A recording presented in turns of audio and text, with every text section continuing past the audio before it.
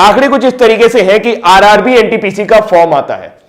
कब आता है मैं आपको डेट मेंशन करता हूं। यह फॉर्म आया था 1 मार्च को, 31 मार्च इसकी लास्ट डेट थी भरने की।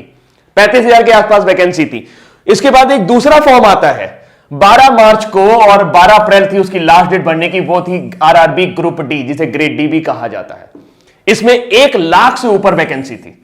हम सभी के सपनों में एक जान आती है कि चलो ठीक है, बढ़िया है, रेलवे में नौकरी करेंगे, अच्छी नौकरी मिलेगी। लेकिन उसके बाद फिर शुरू होता है खेल।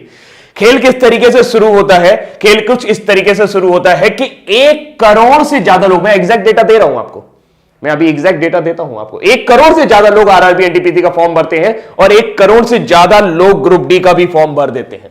अगर आप देखें तो 1,26,30,885 लोगों ने एनटीपीसी का फॉर्म भरा हुआ है और 1,15,67,248 लोगों ने आपका ग्रुप डी का फॉर्म भरा हुआ है।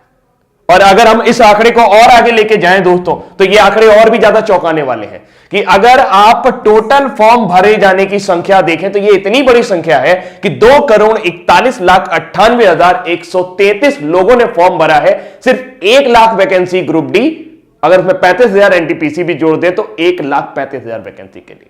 आप समझ सकते हैं कि आज की डेट में बिल्कुल एकदम सिंपल सा आइडिया यह है कि भारत में 10 करोड़ लोग बेरोजगार हैं, जो किसी ना किसी तरह की बेरोजगारी से ग्रस्त है, जिनकी डेली की इनकम 200 रुपए भी नहीं है। जी हां, जो महीने में 6,000 रुपए भी नहीं कमा सकते हैं। आज की डेट में 80 रुपए पेट्रोल हो गया।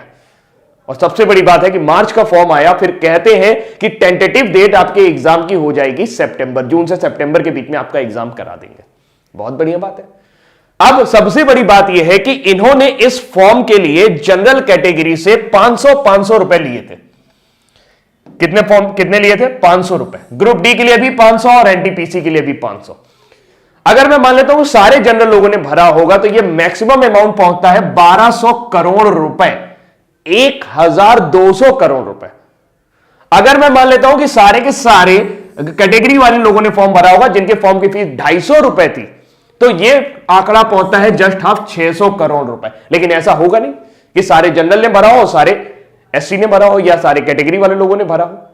तो मैं एक आंकड़ा मान लेता हूं कि कम से कम सरकार के पास 1,000 करोड़ रुपए के आसपास होना चाहिए, जो उनके पास मार्च और अप्रैल 2019 के दौरान आया था। मार्च अप्रैल 2019 बीते हुए लगभग 1 साल होने जा रहा है, फरवरी आने वाली है और एग्जाम की डेट का अभी भी कोई पता नहीं। मेरा दिमाग तब खराब हुआ या मुझे गुस्सा तब आई जब कई सारे मेरे स्टूडेंट जो मुझसे पढ़ रहे थे वो ये कल कह रहे थे कि सर एग्जाम का पता ही नहीं चल रहा कि कब होगा, क्या करें, आत्महत्या कर लें क्या? दोस्त, कमजोर नहीं होना, हम आत्महत्या नहीं करेंगे। क्यों करेंगे भाई आत्महत्या? हमारे जो 500 रुपए हैं, जो 250 रुपए हैं, वो इन लोगों ने दे रखे हैं और 1,000 करोड़ रुपए इनके पास है और ये एक वेंडर डिसाइड नहीं कर पा रहे हैं। एक वेंडर, इनको एक वेंडर नहीं मिल रहा जो एग्जाम कंडक्ट करा सके। धारा 370 हटानी होती है, 1 दिन में हट जाता है। एनआरसी सीए लाना होता है, 1 दिन में आ जाता है।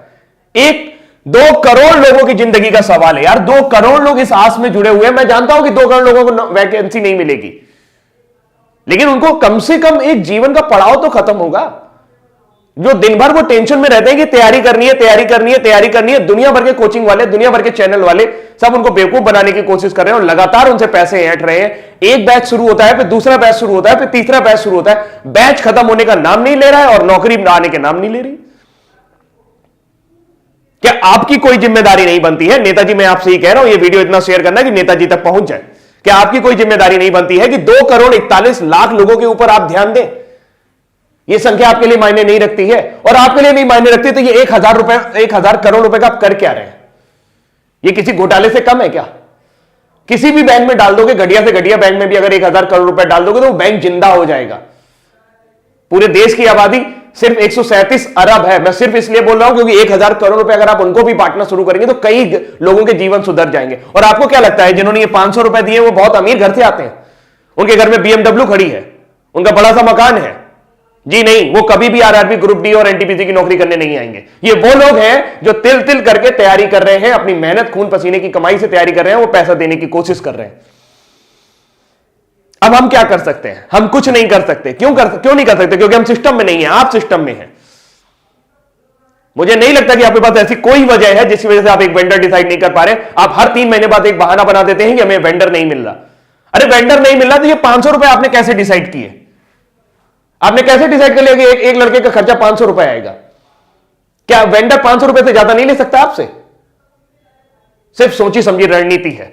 मार्च में आपको यह पैसा मिला है, 1000 करोड़ रुपए आपके बैंक में पड़ा है और आप एक वेंडर डिसाइड नहीं कर पा रहे। 1000 करोड़ रुपए बहुत होता है। आप कहेंगे सर 1 करोड़ लोगों का वो भी तो करवाना है, एग्जाम भी तो करवाना है। तो ये 500 रुपए भी तो आप ही ने डिसाइड किए थे। जहां 100 रुपए फॉर्म के लगते थे वहां 500 रुपए लिए आपने। बोले कि सब वापस करेंगे, कब वापस करेंगे इसका पता नहीं है। आप सिर्फ और सिर्फ बिजनेस कर रहे हैं और इस 1000 करोड़ रुपए को घुमा रहे हैं। ये जनता का पैसा है और जनता जवाब मांगेगी आपसे दोस्त। नेताजी आप भी ध्यान से सुन लीजिए, जो लोग भी ये वीडियो देख रहे हैं भाई, अगर उनको मेरी बात सही लग रही हो या लग रही हो, मेरी बात सही लग रही हो या लग रही हो, लेकिन बात है सच्ची। मुझे गुस्सा इसलिए आता है क्योंकि मैं एक टीचर हूं और बहुत सारे बच्चे ऐसे हैं जो मुझसे पढ़ते हैं और उनके अरमानों को जब मैं घुटता हुआ देखता हूं, जब उनके चेहरों को मैं उदास देखता हूं सिर्फ इस वजह से कि सर समय बीतता जा रहा है और हमारी एनर्जी, जी हां, आपके पास जो 65% युवा है उसमें से 2,41,00,000 लोग अभी भी इस एग्जाम की तैयारी कर रहे हैं। ये सिर्फ एक एग्जाम की बात है। एसएससी के साथ भी आपने यही किया था।